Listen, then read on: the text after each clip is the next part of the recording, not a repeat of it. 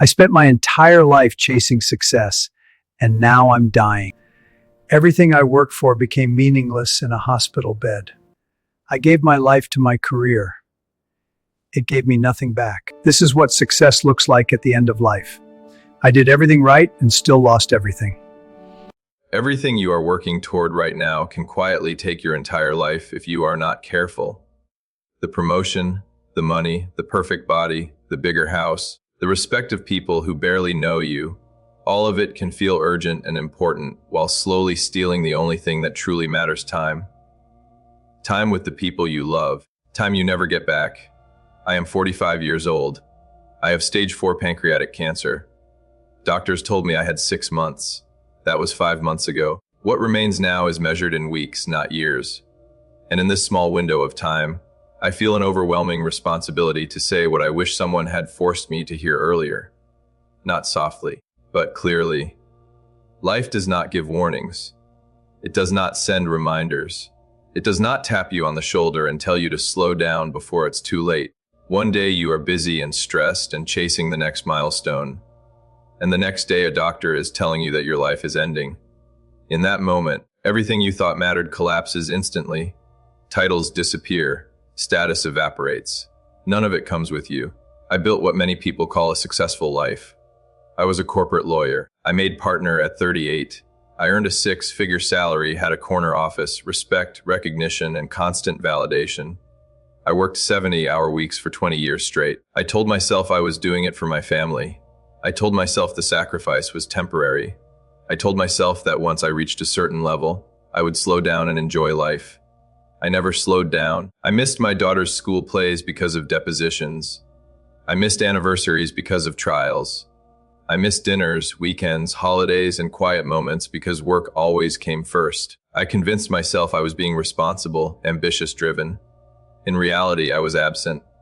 2 weeks after my diagnosis, I received the email I had been chasing for 2 decades. I was being promoted to senior partner. The achievement I had sacrificed my life for finally arrived. When I read it, I felt nothing. No pride, no joy, only rage. Rage at the realization that I traded irreplaceable years for a title that became meaningless the moment my time ran out. Achievement is addictive. The satisfaction never lasts. You get the promotion and feel good for a moment, then the hunger returns. More money, more recognition, more proof that you matter. The goalposts keep moving, and you keep running, until one day you look back and realize your entire life was spent chasing things that never loved you back. I had a friend from law school who walked away early. He became a teacher. He earned far less than I did. I felt superior. I thought I had one. I was wrong. He coached his kids' teams. He went to every game. He took weekend trips with his wife. He volunteered. He read books. He learned guitar at 40. He lived inside his days instead of postponing them. When he visited me in the hospital, something broke open inside me. He was calm, present, whole. And I finally understood that success has nothing to do with accumulation. He was the successful one. I was the one who missed life. The perfect time never comes. Work does not slow down. Responsibilities do not disappear. There is always another deadline, another obligation, another reason to wait. Every after this becomes another excuse. Every delay quietly steals moments you assume will still be there later. I postponed travel. I postponed creativity.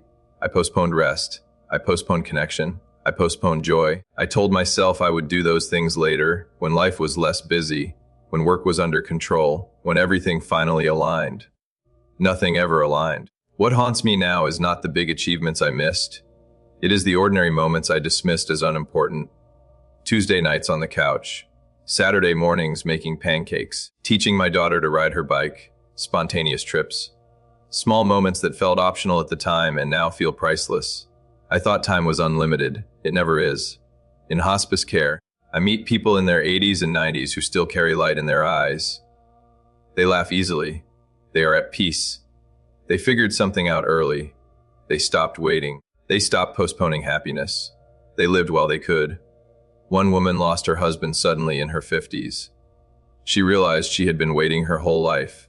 She sold her house, traveled the country, painted, explored, and experienced more life in 15 years than I did in 45. She had fewer resources than I did, fewer opportunities, fewer advantages. What she had was courage and presence.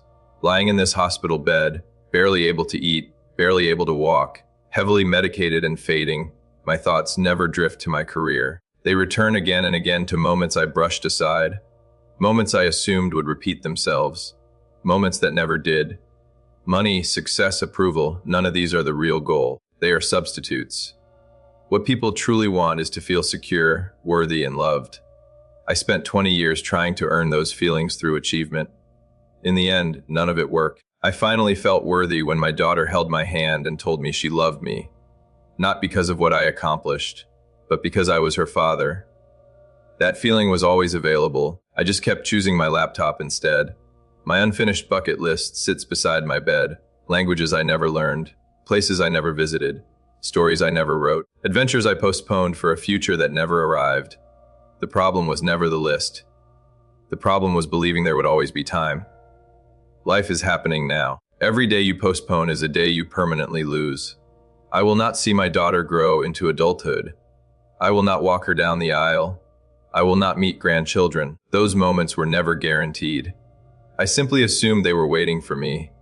If I could change my life, I would not tweak a single decision. I would rebuild everything. I would work less, be present more, choose people over productivity, say yes to moments instead of obligations. I would live.